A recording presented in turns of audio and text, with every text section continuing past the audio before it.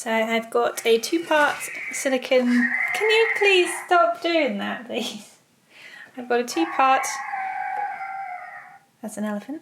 I've got a 2-part silicone putty, which you combine in equal measures to create a mould that will harden within 10 to 15 minutes. Rolling pin. This is a non-stick mat.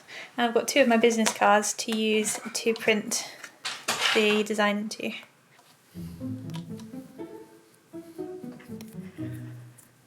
You want to mix it until the colour is uniform.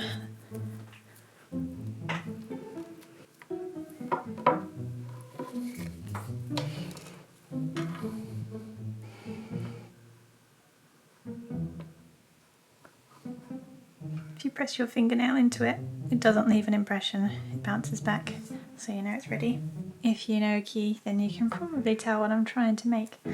This is mould release, so this will stop this silicone from sticking to the silicone. So I've got this rubber tipped clay tool, so we can get some this on there, and then run it through each groove.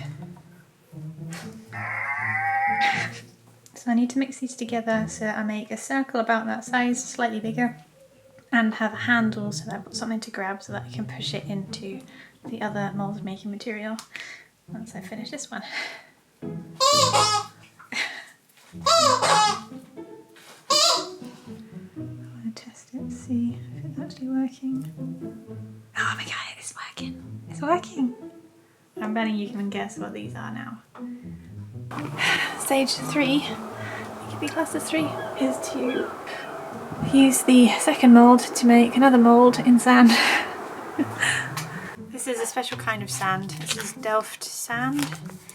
I think that's what it's called. It's a very fine sand, which when compacted together you get a very smooth texture.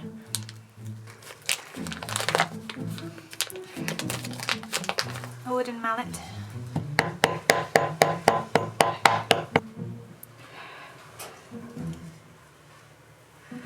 No, that's not working. Oh, it's done it again. Taking hold of those 2. I'm going to try casting that, see what it looks like.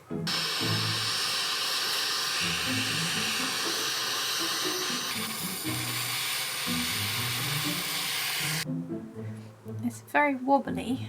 I'm not sure if that's because of the way I pushed it into the sand. Change of plan.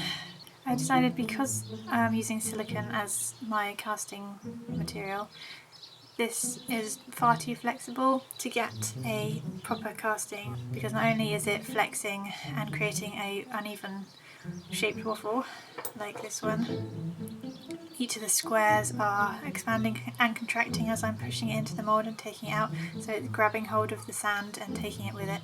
I've decided to chop off the back. It's not perfect. If I was to do this again, I would make it completely flat and start from scratch with a brand new piece, but I'm out here now and the silicone's inside, so I'm just going to try this and see how it goes. So I'm going to do a 2-part mould, so I'll be able to compact the sand down properly.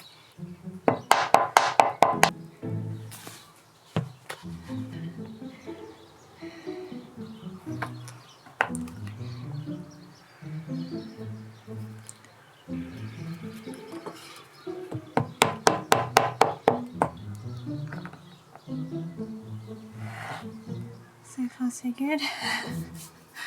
Now I've got to try and get that out of there. There we go, dropped out. Oh, now it held on to one. Still held on to one cube.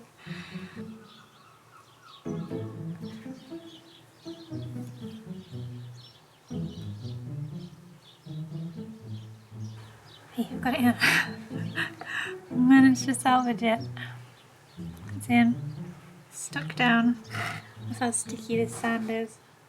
So now we need a spout, so that a funnel, so that the pewter can actually get in there.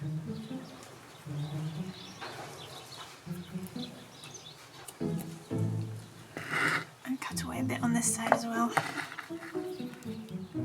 Now I'm adding sprues, and I'm taking them up at the top and then through to the other side, so that actually the air will escape right through and out the back. looking at these.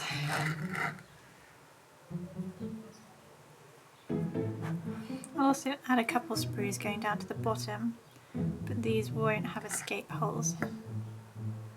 This is just to let out a little extra air down the bottom.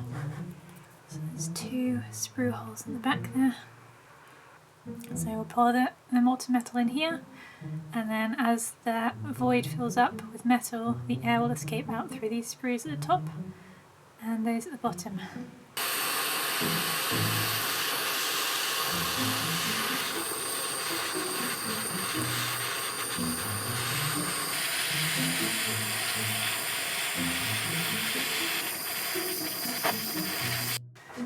Moment of truth. You can see it's filled up to the top there. It's filled it. It has filled it. That's just sand on the back. You can see it's filled all of it up. And it's gone into the sprues as well. Let's hope that it's got the print on the other side. Oh, okay, it does! Oh wow! Look how good that is. It's full of sand at the moment. I can't touch it because it's hot. I'll have to saw off the sprues and the feeding funnel at the top. It looks like a tortoise at the moment with really short stumpy front legs.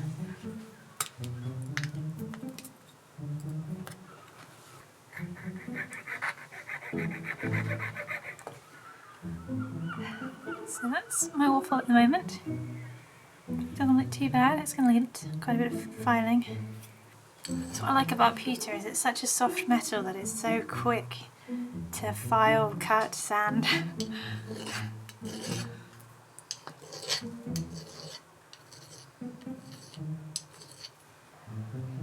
The back's all smooth now, there's no more low spots, but it's still scratchy. So I've got some 400 grit sandpaper.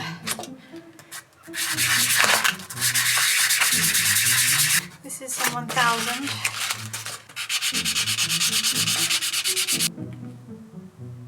See how smooth that is?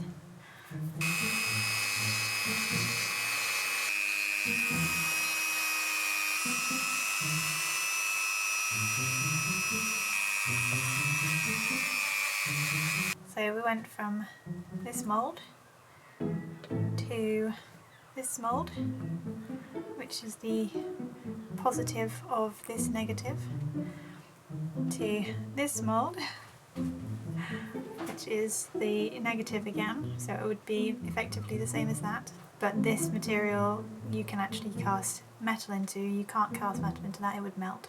And then this was the outcome, we got another positive, which is the same as this silicone one. I'm so pleased with that.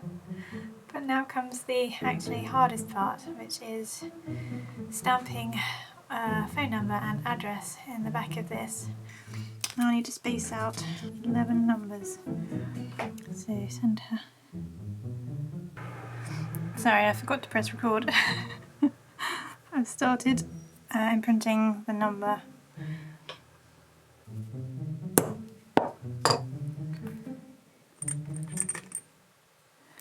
So what I'm doing is I'm dragging the edge of the number so I can feel it butting up against the tape, and then lining that up with the centre of each line, and I'm checking which number it is by pressing it into my mat.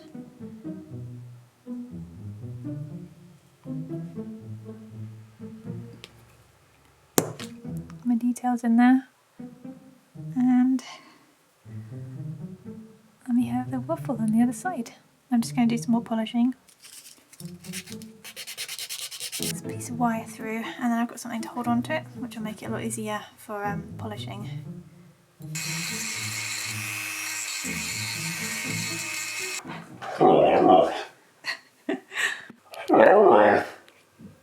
Key, I've made you a waffle. I've made you a waffle. Yeah, I made you a waffle. But you can't eat it.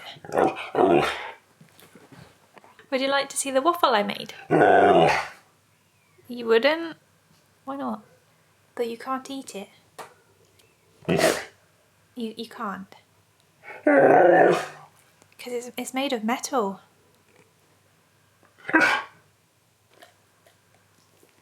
What do you think? Did it not taste good? It's not an edible waffle. It's made of pewter. What do you think? Does it look like a waffle? Will it be good enough? You definitely cannot eat it. No, you can't eat it. Oh, you left biscuit on it. Ew, you grub. There it is on his collar. I might need to get a smaller split ring because this one looks a bit oversized really. This is his brand new collar made by a UK company called Indie Dog.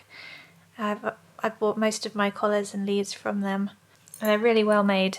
She has Huskies, so she's got some good testers to make sure that it's all strong enough.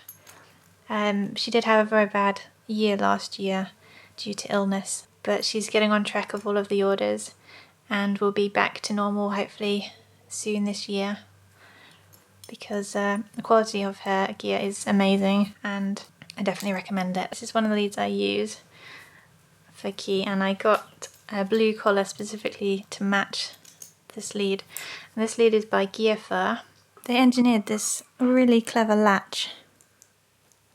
What do you think? And the owners of Gear Fur also have Huskies, and they wanted to design a latch that was husky proof. If you accidentally press one side, it's still locked in. You have to press both in order to release, but it means you can do it one-handed. I will leave a link in the description where you can buy Indie Dog collars and leads and harnesses, and where you can buy Gear Fur. That's mine.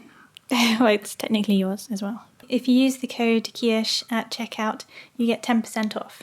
And I think I get a small commission for every sale, but I'm not entirely sure. I can't remember.